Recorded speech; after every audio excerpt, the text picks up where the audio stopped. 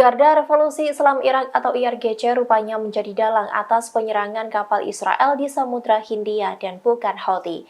Iran menyerang dua kapal Israel itu pada 4 Januari 2024 lalu. Teheran melakukan penyerangan tersebut sebagai balasan atas terbunuhnya pejabat tinggi Hamas dan komandan Iran. Dikutip dari Al-Mayadin, IRGC telah menyerang sebuah kapal di perairan Laut Maladewa dan kapal lainnya ditargetkan 200 mil di lepas pantai Virafal, India.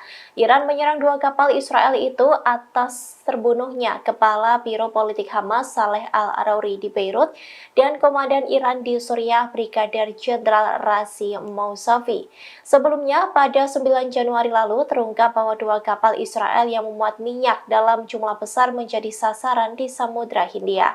Menurut sumber tersebut, kapal pertama bernama Shem Silicon milik perusahaan Aceh dan berbendera Liberia. Kapal itu menjadi sasaran di barat Laut Maladewa. Sementara kapal kedua bernama Pacific Gold milik perusahaan Timur ditargetkan di dekat pelabuhan Kochi di India.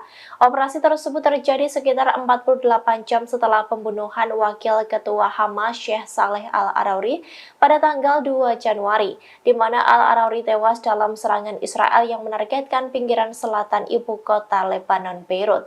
Operasi tersebut juga terjadi 10 hari setelah pembunuhan penasihat militer Korps Pengawal Revolusi Islam atau IRGC, Brigadir Jenderal Sayyid Razi Mousavi di Damaskus. Download Tribun X sekarang, menghadirkan lokal menjadi Indonesia.